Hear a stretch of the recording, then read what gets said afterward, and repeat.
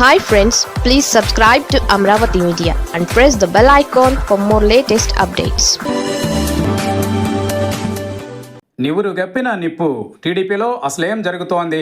టీడీపీలో అసంతృప్తి నివురు గప్పిన నిప్పులా ఉంది. కూటమి పాలన ఇంకా 2 ఏళ్లు కూడా పూర్తి చేసుకోలేదు. కూటమి ప్రభుత్వానికి ఇంకా 3 ఏళ్ల గడువు ఉంది.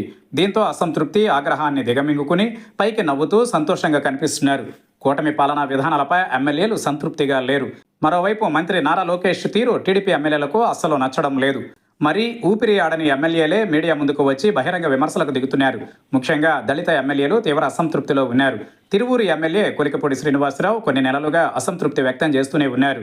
తాజాగా సత్యవేడు దళిత ఎమ్మెల్యే కోనేటి ఆదిమూలం తనయుడైన జడ్పీటీసీ సభ్యుడు సుమన్ మీడియాతో మాట్లాడుతూ నియోజకవర్గంలో తన తండ్రికి విలువ ఇవ్వకపోవడంపై ఘాటు విమర్శలు చేశారు.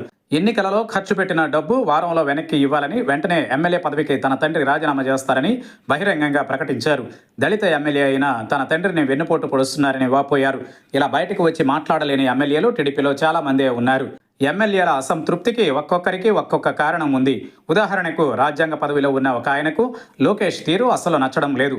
ఎంతసేపు షోలు చేసుకుంటూ ఆర్థికంగా తనొక్కడే సొమ్ము చేసుకుంటున్నాడనే అసంతృప్తి సదరు రాజ్యాంగ పదవిలో ఉన్న నాయకుడిలో ఉంది. తాజాగా టీడీపీకి సంబంధించి పదవులు ప్రకటించారు. ఈ ప్రకటన తరువాత లోకేష్పై అభినందనల కంటే ఆఫ్ ది రికార్డుగా అభిశంసనలే ఎక్కువగా కనిపిస్తున్నాయి. కనీస ప్రజాబలం లేని, నిత్యం మీడియాలో కనిపించే ప్రచార యావ ఉన్నోళ్లకు పెద్దపీట వేయడం ఏంటనే నిలదీత పార్టీ పెద్దల నుంచి వస్తోంది. తనకు బాకా ఊదడమే ప్రామాణికంగా లోకేష్ ప్రభుత్వంలోనూ పార్టీలోనూ విశేష ప్రాధాన్యం ఇస్తున్నారనే విమర్శ బలంగా ఉంది. ప్రస్తుతానికి లోకేష్ తీరుపై విమర్శలు చేయడానికి భయపడుతున్నారు. ఎందుకంటే ఇంకా 3 ఏళ్ల పాటు కూటమి అధికారంలో ఉంటుందనే భయం అసంతృప్తుల నీళ్లను కట్టేసింది.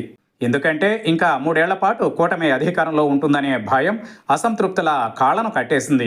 కానీ మరో ఏడాది గడిస్తే చాలు అసంతృప్తితో రగిలిపోయేవారు బయటకు వచ్చి విమర్శలు చేయడానికి వెనకాడరని ఆ పార్టీ సీనియర్ నేతలు అంటున్నారు. అలాగే చంద్రబాబు సొంత జిల్లానే తీసుకుందాం.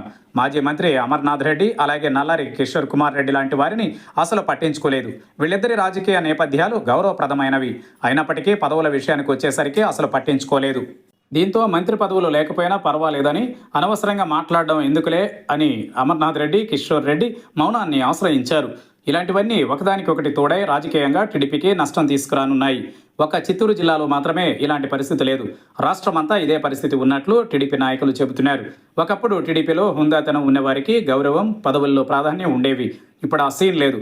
పొగిడేవాడే మనోడు అన్నట్టుగా తయారైందని టీడీపీ నాయకులు వాపోతున్నారు. ఇంకో ఏడాది గడిస్తే కూటమిలో ఇంత ప్రశాంతత ఉండదని టీడీపీ నాయకులే చెబుతున్నారు. అప్పటికి కూటమి ప్రభుత్వంపై ప్రజలలో ఎలాంటి అభిప్రాయం ఉంది, మళ్ళీ అధికారంలోకి వచ్చే పరిస్థితి ఉందా తదితర అంశాలపై కొంతమేరకు స్పష్టత వస్తుందని చెబుతున్నారు. కూటమి ప్రభుత్వంపై ప్రజలలో తీవ్ర వ్యతిరేకత ఉందని నమ్మితే మాత్రం ఇంతకాలం తమలోని అసంతృప్తిని బయటపెట్టడానికి ఏమాత్రం సంశయించరని టీడీపీ సీనియర్ నాయకులు అంటున్నారు.